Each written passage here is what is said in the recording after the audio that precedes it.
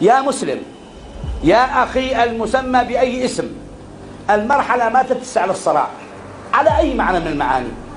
أتمنى أن يدرك هذا الكلام، فلتكن كما تحب. نحن ما نقدر نقول الذي يريد أن يكون شيعي لا تكن، كن. هذه يعالجها الإسلام بالعلم وبما ثبت عن العلماء، وانتهت القضية، ولا نريدها طول أكثر من سنة. هذا اللي له 10 سنين و15 سنة ولا خلصت المشكلة، وكل ما كبر واحد كبر الثاني، الصوفي كبر والسلفي كبر، كل واحد مركب سلاح. لذلك نعود إلى القاسم المشترك بيننا جميعا، نوجد قواسم مشتركة في معالجة كل إفراط وكل تفريط.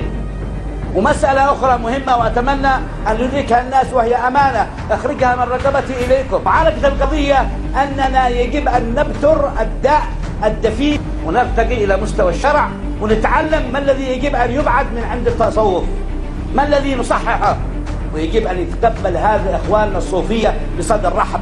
أنفسنا المنتمين له أخطأنا في علاقتنا به، لابد من معالجة القضية. ولا أنت تمثل النبي ولا الصحابة، أنت تمثل عصر البترول وعصر الغثاء وعصر الربا وعصر اللعب وعصر المسخرة، وأنا مثلك. ليه نكذب على الله ونكذب على رسوله؟ هذا عصرنا واضح، نعرف من الذي ماسك الريموت، من يحرك المسلمين كلهم.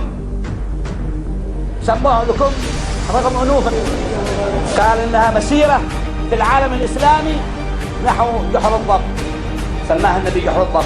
لتتبعن سنن من كان قبلكم شبرا بشبر وذراعا بذراع حتى لو دخلوا جحر ضب لا